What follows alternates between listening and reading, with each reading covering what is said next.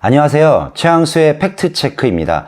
오늘은 최근에 저에게 굉장히 많은 질문들 중에 하나가 지역주택조합이라는 것들을 많이들 물어보셨어요. 그래서 이런 지역주택조합에 대한 어떤 개념이라든가 또 내용들, 그리고 이것이 가져다 주는 뭐 장점이라든가 단점 같은 것들이 있잖아요. 그리고 또 이것들을 혹시 주변에 지역조합 같은 것들이 많이 운영이 되고 있고 그런 지역들이 상당히 많이 있는데요.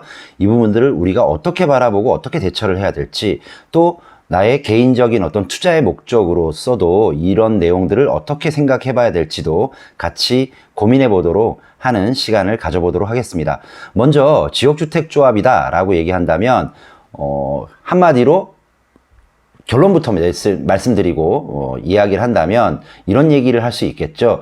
지역주택조합이라는 것은 결국에는 서민들의 희망이면서, 그리고 또 반대편으로는 고통일 수도 있다. 이것이 지역주택조합의 하나의 존재 근거와 이유가 되지 않을까, 이런 생각을 한번 조심스럽게 이야기를 하면서 시작을 해보도록 하겠습니다.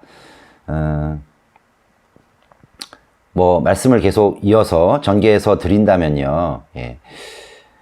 지역주택조합의 개념부터 한번 알아보실 건데요. 먼저 지역주택조합은요, 개인들이 본인의 어떤 주택을 마련하기 위해서 결성하는 어떤 일종의 조합이에요. 궁극적으로는 일반적인 재개발이나 재건축처럼 조합을 결성해서 뭔가 개인의 주택 마련을 위한 하나의 결성된 단체이다라고 생각하시면 되는데요. 이러한 조건에 맞기 위해서는 일단은 이 지역주택조합에 가입하기 위해서는 가입 조건들이 어느 정도는 존재해요. 먼저 그 가입 조건을 잠깐 확인을 해보면, 먼저 무주택이거나 아니면 유주택이에요. 주택이 있지만 그것이 한 채를 갖고 있는 분 중에 그 한 채 갖고 있는 소유자이면서 플러스 주거 전용 면적이 가지고 있는 그 한 채가, 그러니까 무주택이면 상관없고요. 집을 갖고 있다 하더라도 한 채만 갖고 있어야 되는데 그 한 채의 면적이 국민주택 규모라고 하잖아요. 보통 85제곱미터 이하인 주택을 소유하고 있는 사람은 지역주택조합에 가입을 해서 뭔가 새로운 새 아파트를 얻을 수 있는 자격 요건을 갖추어 준다라고 보시면 되고요. 그래서 이런 어떤 소유자인 세대주가 조합원 자격입니다. 그래서 세대원은 안 되고요. 그래서 보통 이런 지역주택조합 같은 경우에는 내 집 마련을 위해서 일정한 이러한 먼저 말씀드렸던 자격 요건을 갖춘 조합원에게 청약통장이 필요 없어요. 일반적으로 왜 우리가 택지개발지구라든가 신도시 지역에 또는 민간택지지구라든가 이런 지역들 우리 새 아파트 청약을 할 때는 청약통장이 있어야 되잖아요. 청약통장이 24번 불입을 하거나 2년 이상 가입기간이 있어서 무주택일 경우에는 청약 1순위가 된다.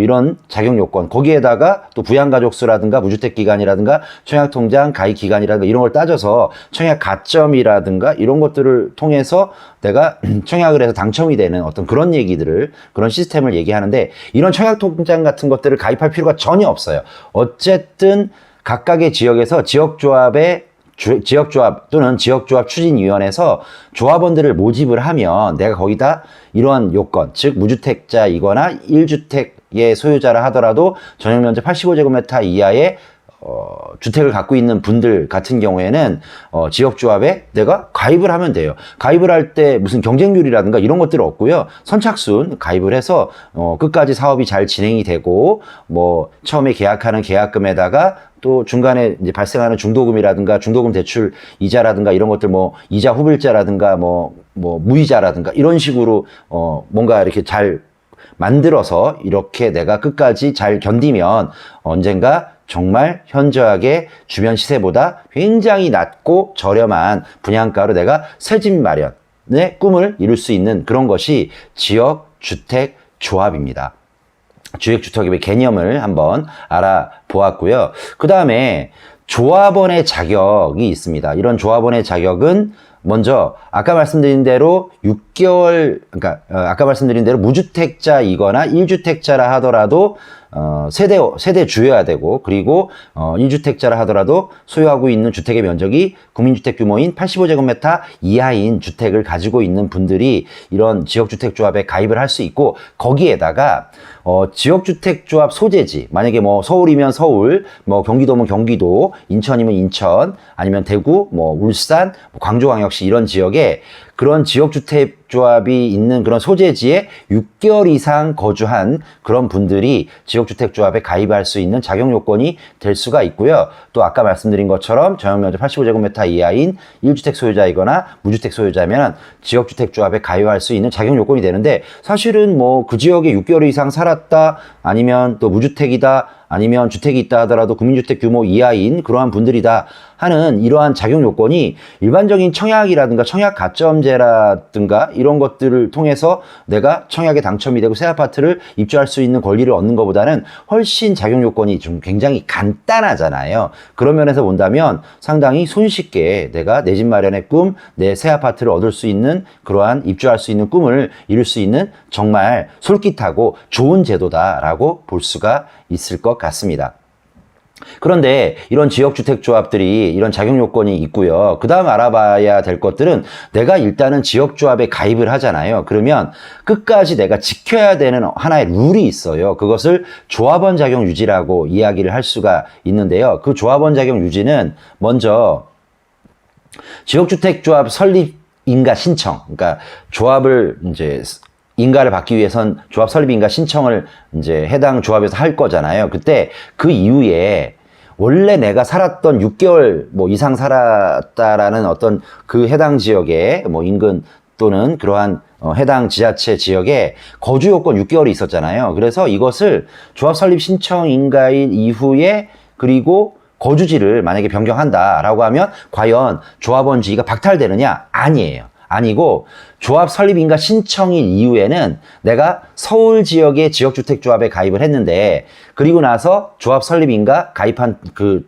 지역주택조합이 조합 설립인가 신청이 끝났다. 그러면 다른 경기도라든가 대전이라든가 뭐 청주라든가 이런데, 제주라든가 이런데 이전에도 전입신고를, 그러니까 전출을 가도 되느냐? 가능해요. 그래서 그 자격 요건은 조합 설립인가 신청까지만 유지를 하면 되는 것이고, 그 이후에 네가 어디에 살아 있든 간에 계속 조합원으로 유지를 해주겠다라고 하는 게 지역조합의 조합원 지위 유지 조건이니까 생각보다 덜 까다롭죠? 괜찮아요. 그리고 또 두 번째, 혹시 오피스텔을 가지고 있으면 조합원 자격에 영향을 미치느냐? 왜냐면 우리가 무주택자이거나 1주택자이면서 국민주택 규모 85제곱미터 이하의 소유자인데, 혹시 이런 상태에서 내가 오피스텔을 산다든가 이랬을 때는 혹시 내가 2주택이 되거나 아니면 무주택 요건으로 조합원이 됐었는데 뭐 1주택이 되어서 그런 조합원의 요건이 원래 내가 지역조합에 가입했던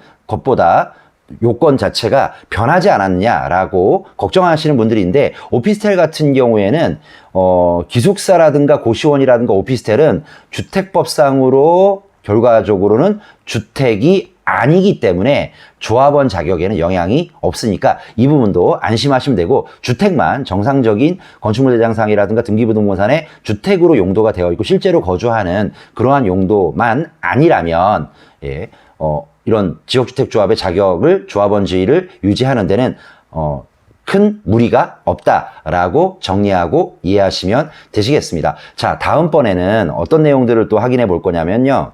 조합원 지위에다가 절차 같은 것들을 좀 보셔야 되는데, 절차 지금 이 짧은 시간 내에 설명드리긴 상당히 어렵긴 하지만 대강의 이런 흐름 정도만 알아두셔도 나쁘진 않을 것 같아요. 그래서 이런 절차들은 통상적으로 이렇게 되어 있습니다. 뭐냐면, 먼저 어떤 지역에 땅을 사야 될 거 아니에요. 조합원들끼리 모여서 조합에 가입을 해서 조합원들의 공동 명의로 해서 어떤 사업을 하겠다라고 생각을 했으면 어떤 그 사업지, 토지를 물색을 하고요. 그리고 그 토지 물색한 지역에다가 가칭이지만 주택조합 설립 추진위원회, 조합 전에는 당연히 어떤 활동의 주체가 있어야 되잖아요. 그러니까 추진위원회 같은 것들이 아마 결성이 되겠죠. 그리고 나서 뭐 거기에 따른 활동을 하려면 당연히 룰이 있어야 되잖아요. 주택 조합 규약이라든가 이런 것들이 아마도 작성이 돼야 되고요. 그리고 나서 이제 조합 설립을 이제 신청을 하거나 이렇게 하기 전에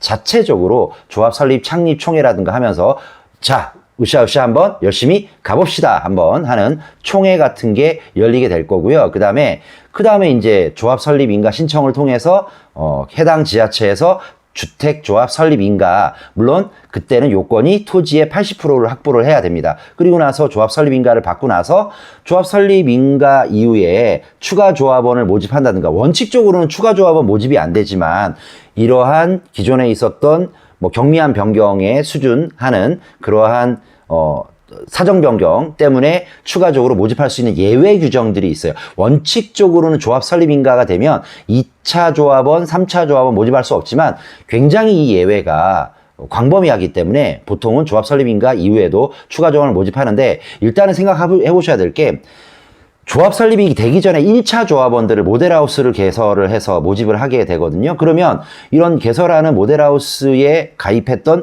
초창기 멤버들, 초창기 조합원들은 아무래도 조합 설립 인가일 이후에 2차, 3차로 조합원 모집하는 경우보다 먼저 가입을 했고, 또 기회비용의 어떤 기다림이라든가 이런 것들이 더 나중에 조합원이 되는 케이스보다 더 고통 또는 감내가 심하기 때문에 조금 더 분양가라든가 이런 것들이 우대를 받을 수 있어요. 하지만 나중에 조합 설립인가 이후에 가입을 하면 어쨌든 조합 설립이 되기 전까지는 이게 조합 설립까지 갈까? 계속 전진할까? 후진할까? 후퇴할까? 무산될까? 해지가 될까? 이런 걱정, 고민을 하다가 조합 설립이 되면 어느 정도는 쭉 갈 가능성이 개연성이 높아지잖아요. 그러다 보니까 조합 설립을 하고 난 이후에 2차, 3차 조합원 모집할 때는 그 이전에 모집했던 1차 조합원 모집 시에 가입했던 조합원보다는 약간의 프리미엄 또는 프리미엄이라기보다는 조금 돈을 더 주고 조합에 가입을 하긴 하지만 어쨌든 리스크는 상당히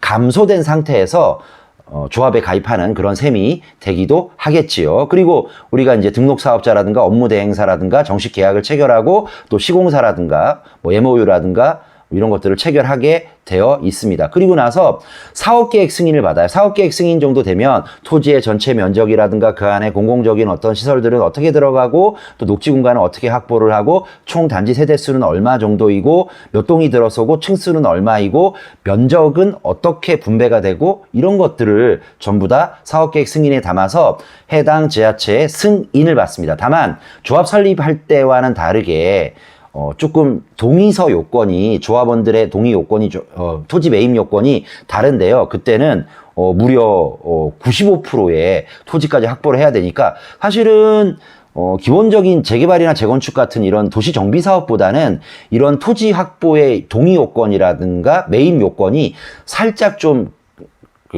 수치가 높기 때문에 이것이 확실하게 확보되기가 어려운 점들이 그동안 굉장히 어려움이나 난점으로 많이 대두되고 고민들이 있었고 뭐 이런 현상들이 계속 있어 왔던 것은 사실입니다. 그리고 이제 공사계약을 물론 이제 이전에 사전에 아마 어떤 곳하고 가계약이라든가 MOU 같은 거 체결을 했겠지만 정식 공사계약을 통해서 착공 신고를 하고 뭐 한 2년, 3년 반, 뭐 3년 정도 거쳐서 공사가 완료가 되면 뭐 준공검사를 받고 입주를 하고 청산, 해산하는 이런 절차를 밟게 되어 있습니다. 이것이 지주택이라고 보통 통칭세칭 얘기하는데 지역주택조합의 하나의 일반적인 플로우 절차라고 보시면 되시겠습니다. 그리고요, 또 다음번에 우리가 또 보셔야 될 거는 이런 것도 있겠죠.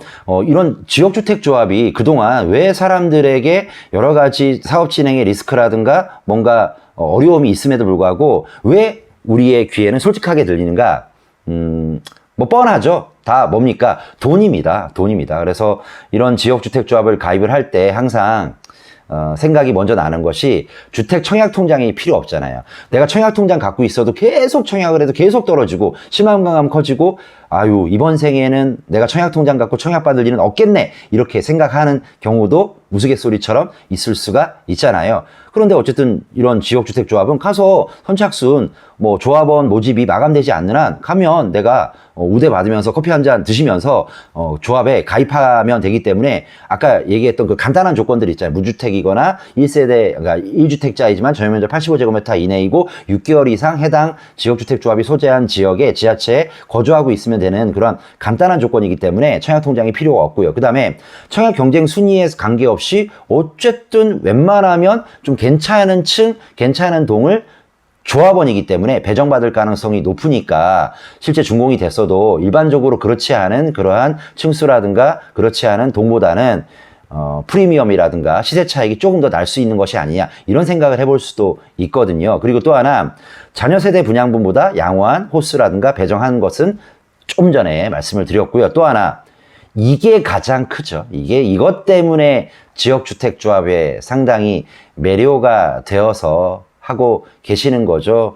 일반 분양주택보다요, 가격이 저렴해요. 인근에 일반 분양을 하는데 일반 분양했더니 분양가가 뭐 2천만 원이에요. 근데 지역주택조합 그 정도면 한 1,500만 원, 1,400만 원 정도 하거든요. 그러면 평당 대기만 한다면 평당 500만 원, 700만 원 받는 데다가 일반 분양을 참여하는 사람들조차도 일반 분양하는 이유가 뭐겠어요. 내 집 마련의 어떤 꿈을 이루기도 하겠지만 약간의 가수요라든가 투기 수요도 있잖아요. 그러면 그분들 같은 경우 일반 분양을 하는 경우에도 일반 분양 받은 분양가에다가 입주 시에 어떤 또 다른 어너더 프리미엄까지 노리고서 일반 분양을 받을 텐데 조합원 같은 경우에는 일반 분양자가 노리는 또 다른 입주 후의 프리미엄에다가 일반 분양가와 조합원 분양가의 차이만큼도 내가 다 시세 차익이라든가 개발이익이라든가 내가 어떤 돈을 버는 이런 그 금액으로 모든 것들을 다 취할 수가 있잖아요.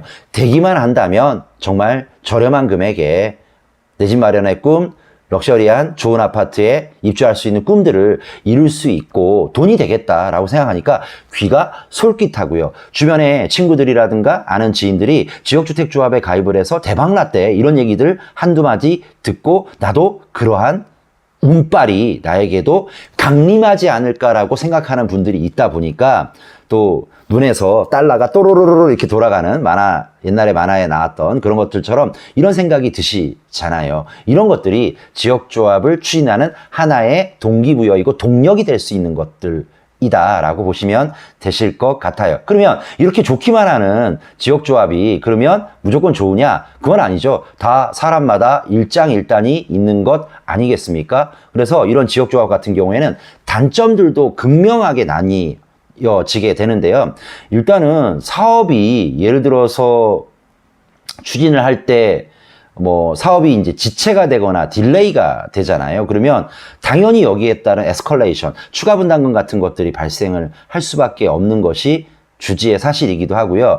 조합원 간의 갈등들도 많이 있을 거예요. 네가 옳으니, 내가 맞니, 또 이쪽 편이다, 저쪽 편이다, 막 갈라지게 되기도 하고요. 또 조합원의 지위를 계속 그동안 다른 청약이라든가 이런 걸 못하게 되잖아요. 집을 사면 안 되기 때문에 청약에 당첨되어도 안 되기 때문에 이런 것들을 계속 유지하는 기회비용도 계속 존재할 것이다 라고 보실 수가 있고요. 사업 주체 조합의 구성원으로서의 조합의 규약에 따라 책임과 의무를 부담하기도 하고 또 하나 이게 가장 큰 문제인데요. 사업 주체는 아니지만 업무 대행자라든가 조합의 어떤 헤드에 있는 분들, 운영진들의 각종의 비리라든가 이런 것들이 상당히 진행되는데 걸림돌 역할을 그동안 많이 했었던 것들은 사실이잖아요. 그래서 잠깐 짤막한 그런 기사라든가 영상 잠깐 보고 오실게요. 예. 슬프기도 한데요. 한번 같이 보도록 하겠습니다. 확보도 되지 않은 땅에 아파트가 들어온다며 조합원을 모집해 네. 91억 원을 빼돌린 일당이 아우. 공격으로 재판에 넘겨졌습니다. 내 집 마련이 91억이나 시민들의 심정을 사기를 당했다 이 얘기네요. 사기가 끊이지 않고 있어 주의가 필요해 보입니다. 정달 기자입니다. 얼마 전에 기사였어요. 입구는 막혔고 곳곳에 영업 흔적만 남았습니다. 조금이라도 싸게 집을 구해보고 천여 명이 지역주택조합에 가입했는데 알고 보니 사기였습니다. 땅을 확보해뒀다는 말도 일명 일군 브랜드 건설사가 참여한다는 말도 모두 거짓이었습니다. 조합원들이 낸 계약금만 500억 원. 검찰은 조합원 246명의 고소를 접수해 업무대행사 측이 이들로부터 91억 원을 빼돌린 사실을 확인했습니다. 대행사 운영자 A씨 등 일당 5명은 구속, 5명은 불구속 상태로 재판에 넘겼습니다. 범행 수법은 대담했습니다. 신용불량 상태에서 사채를 끌어들여 사업을 진행했고 극명하게 잘못된 거네요. 조합 사업을 추진하는 등 자금 돌려막기까지 했습니다. 인천 송도에서도 수백억 원 규모의 조합비 횡령 사건이 발생해 검찰이 수사에 나서 지역을 가리지 않습니다. 끊이지 않고 있습니다. 전문가들은 지역주택조합은 기본적으로 위험성이 큰 만큼 신중히 가입할 것을 당부했습니다. 통계적으로 지역주택조합은 40%. 예, 제 얼굴입니다. 예, 쑥스럽네요. 되고 있거나 아예 하다가 부산이 됐다는 뜻인데 벌면은 상당히 수익이 나지만 네네. 그 확률이 50%보다 하회하는 확률이라면 안 하는 게 맞잖아요. 문제가 계속되는 만큼 감시 강화 등 실효성 있는 예방책이 필요하다는 지적도 나옵니다. 연합뉴스TV 장다혜입니다. 예, 뭐 이런 안타까운 기사라든가 이런 것들도 있습니다. 예, 우리가 조심해야 되는 것들이 상당히 많아지고 있는 건 없잖아요. 예, 이렇게 보시면 되고요. 이어서 계속 말씀을 드린다면 이러한 단점들이 상당히 극명하게 나눠진다. 그래서 우리가 조심해야 되고요. 또 추가적으로 유의점에 대해서 좀 설명을 드린다면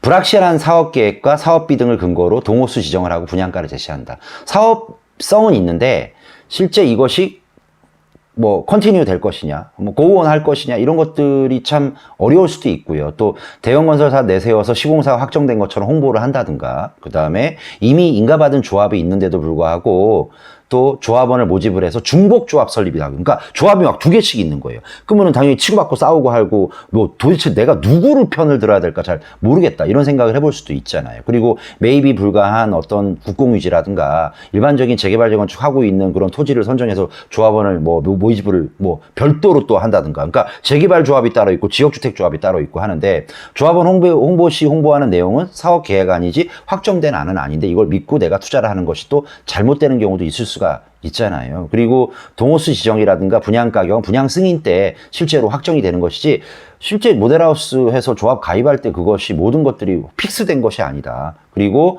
사업 추진 과정에서 추가 분담금이라든가 이런 것들은 앞서 언급한 분야가 있어서 그 얘기를 가름하면 될 것 같고요. 이런 것들이 이제 유의점이 될 수가 있을 것 같습니다. 그리고 또 조합을 이제 가입을 했는데 내가 이걸 아차 싶어가지고 잘못 가입하는 경우도 있을 수가 있다. 그러면은 이제 뭔가 되돌리고 싶은 생각이 있으시잖아요. 그러면 이런 것들을 되돌리고 싶으실 때, 기본적으로는 조합 규약에 따라서 이것이, 탈퇴가 가능하도록 되어 있습니다. 근데 이것이 예전에는, 이러한 법률이라든가 이 부분들이 그 정비가 되지 않았기 때문에 이 탈퇴가 가능한 어떤 의무 조항 같은 것이 나온 것이 2017년 6월 3일자부터 이게 시행이 됐어요. 그래서 지금은 지역주택조합에 가입을 한다 하더라도 어쨌든 탈퇴하는 것들 가능하고 내가 냈던 조합 가입금이라든가 이런 것들 환불받는 거 가능하세요. 그런데 문제는 혹시나 이 지역주택조합이 이 법이 시행된 2017년 6월 3일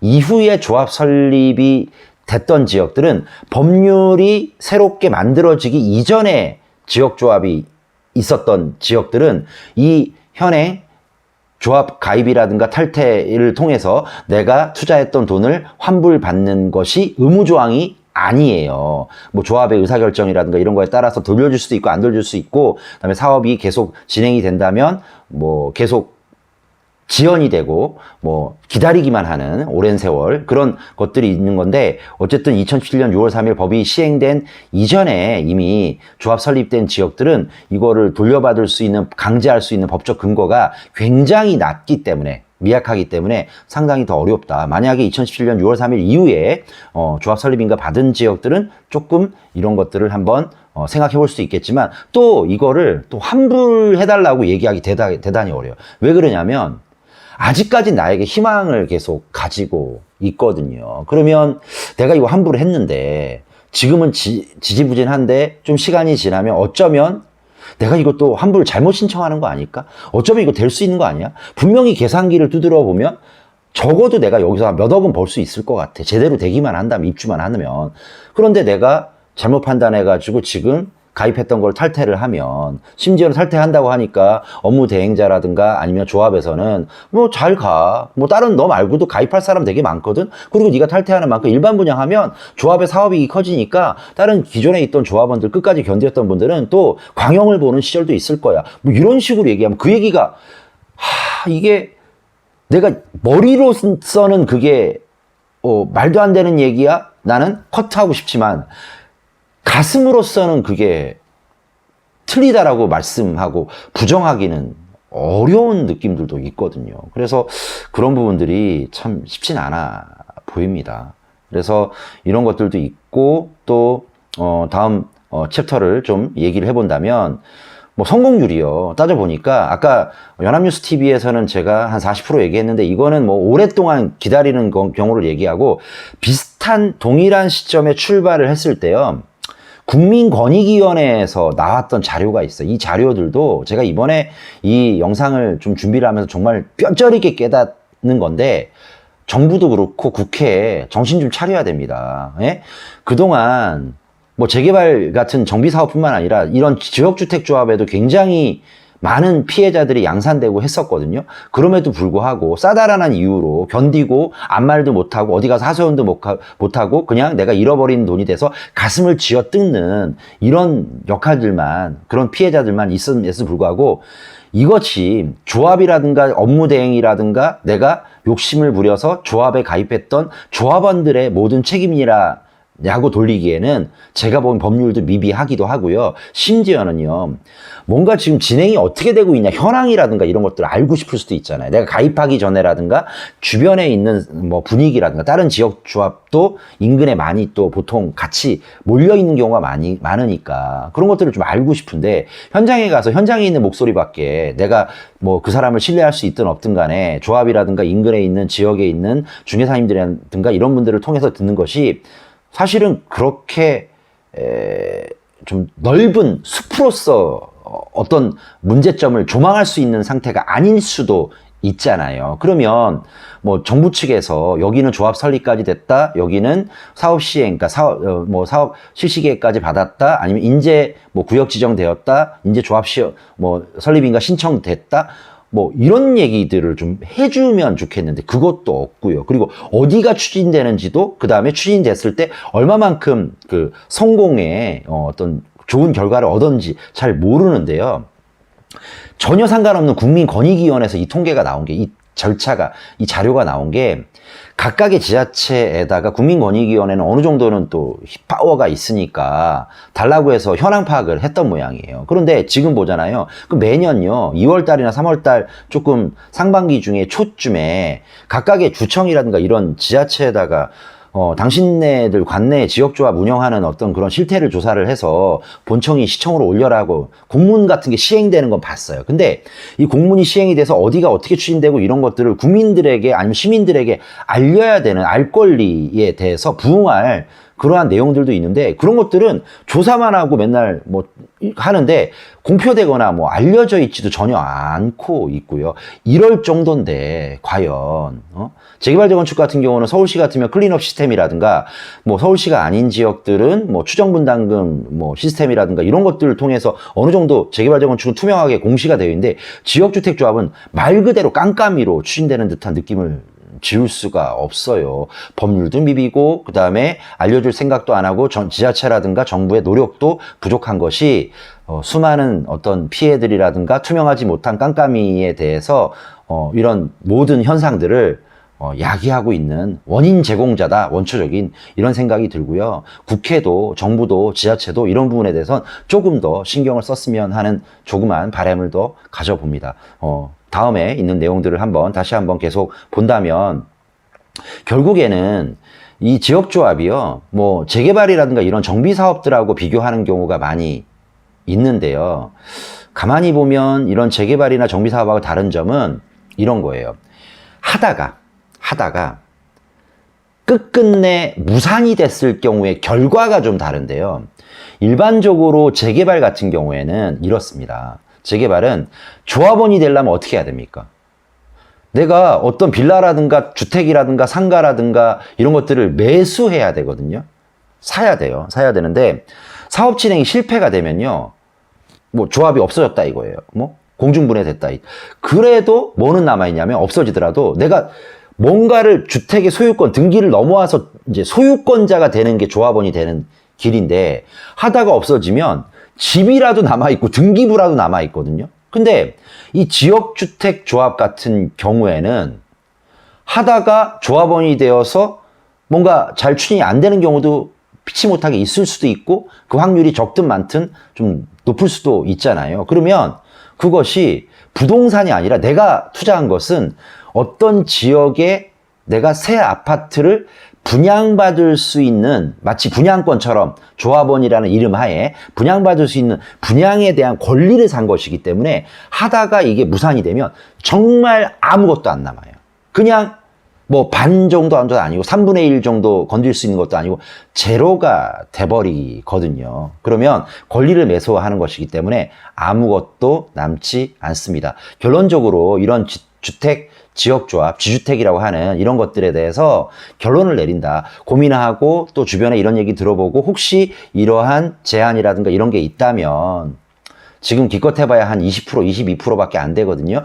동일점에 출발을 하면 현재 성공했던 그런 것들이 좀 더 시간이 지나면 좀 높아질 수는 있겠지만 어쨌든 통계적으로 현황상으로는 그렇단 말입니다. 국민고충처리위원회에서 조사한 결과를 본다면 말이죠. 그러면 결과적으로 저는 뭐 이런 거죠. 잘 되면 대박이고 안 되면 쪽박이다. 그럴 때는 대박이거나 쪽박일 때 어떻게 해야 되느냐. 그러면 우리가 확률 좋아하시고 통계 좋아하시는 분들 있으시잖아요.